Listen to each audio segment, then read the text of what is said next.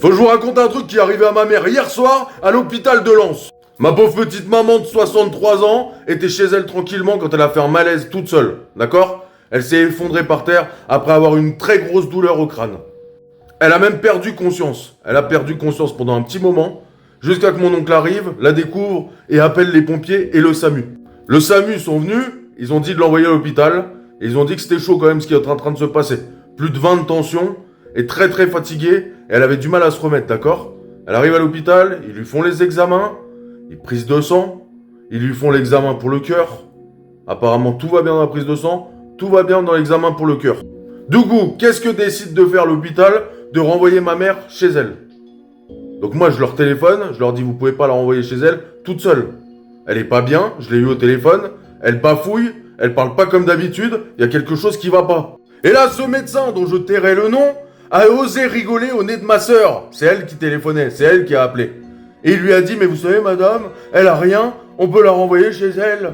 Même les ambulanciers qui devaient la ramener chez elle ont refusé de l'emmener.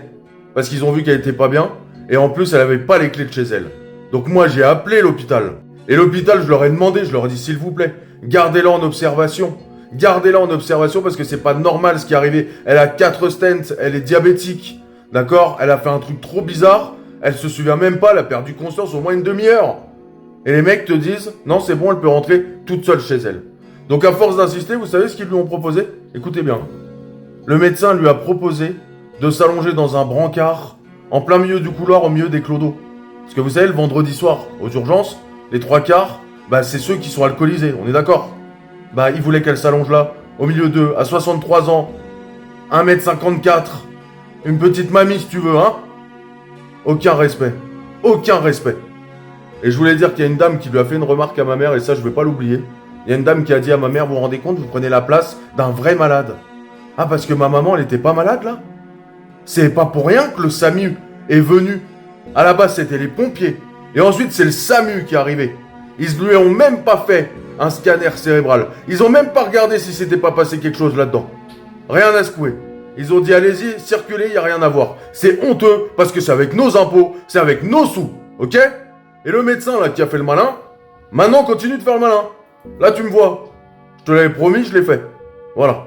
Parce que moi, les druides à 2 balles, j'en ai rien à carrer. Tu manques de respect à une femme de 63 ans.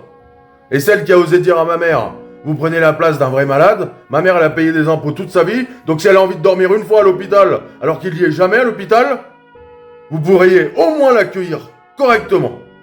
Et entre parenthèses, pour les gens qui connaissent l'hôpital de Lens, je fais une toute petite parenthèse qui n'est pas très importante mais qui est quand même honteuse, c'est qu'on paye des impôts toute l'année, et quand tu vas dans l'hôpital à l'entrée, il y a 3 fauteuils, les 3 ils sont tout déchirés, tout dégueulasses. Ça aussi c'est normal? Quelle honte, c'est scandaleux. J'avais promis que je parlerais de vous, et là j'ai parlé de vous, voilà. Maman, je t'embrasse. D'ailleurs, t'es où? T'es chez moi, parce que bien sûr que je t'ai pas laissé dormir dans un vieux couloir. Mais c'est honteux, parce que nous on s'est inquiétés, je m'inquiète toujours à l'heure actuelle, elle dort en haut, et elle a toujours mal à la tête à cause d'eux. J'espère pour vous qu'il va rien lui arriver, je vous le dis.